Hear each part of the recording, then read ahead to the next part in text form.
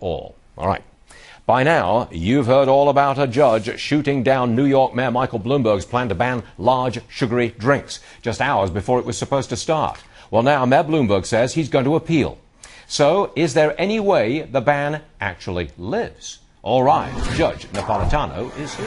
What's the answer to the question? Well, I don't know what the answer to the question is. It's such a hot-button issue here in New York because we are filled with nanny staters in the government and amongst the populace. There are people who actually want the government to take care of them. The job of the judge here is not to decide whether this is wise, but whether it is lawful. Exactly. And the essence of his ruling was pretty basic stuff. The mayor enforces the law. He doesn't write the law. The city council writes the laws. So the mayor can't write a law on his own, whether through the guise of a health board, all of whose members he appointed.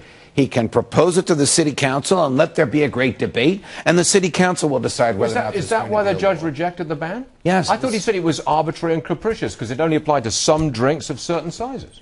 That's the secondary reason. The phrase arbitrary and capricious is a technical phrase when the court is reviewing a decision of an administrative agency. Here, the administrative agency is the Board of Health. So the Board of Health has broad discretion to regulate matters with respect to health. If they are arbitrary and capricious, the phrase in the statute that authorizes review of their decisions, then the court can invalidate what they've done. So the mayor goes back to the city council and has them write the law, very similar to what he's already written himself, resubmits it, and do you think it passes? Well, then there'll be a different challenge. Then the challenge will be, this is an area of human behavior not regulable by any government. That was not the challenge this time around.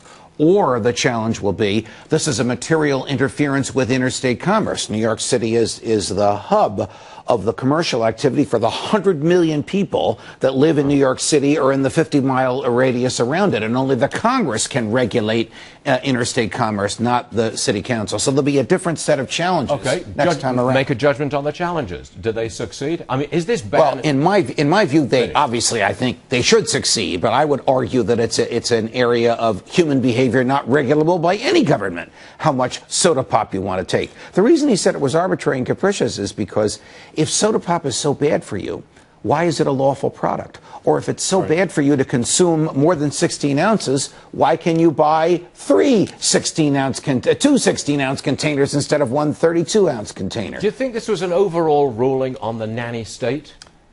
I wish it were. I think it was a technically accurate ruling on the manner in which the regulation came about, and I think it is fatal to this regulation. It doesn't mean they'll try it again. But it did speak to an abuse of power. Yes, it did. I think this is more than a brushback pitch to the mayor. I think this is a strike at his legacy in the waning days of his mayoralty, and I don't think he'll be mayor when or if this ban is ever revived. All right, Judge, hold on to your temper for a second, because I'm going to quote Piers Morgan. I can't imagine he's on our side. That's a lousy English accent for him. All right, he says, I think people need the nanny state occasionally, particularly on issues like smoking, drinking, guzzling sodas that are too big for them, eating 16 Big Macs a day, whatever it may be. The reality is we all need a little bit of nannying about us.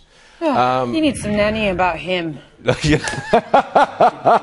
suggest he goes back where he came from, but that's rather harsh. That's up to you. Only you can say that, not I. Right. Do you have anything to add to Piers? I can't imagine that Great Britain would have regulations of this magnitude. Am I wrong? Can you buy a 32-ounce bottle of soda pop in a shop in London? I think you can.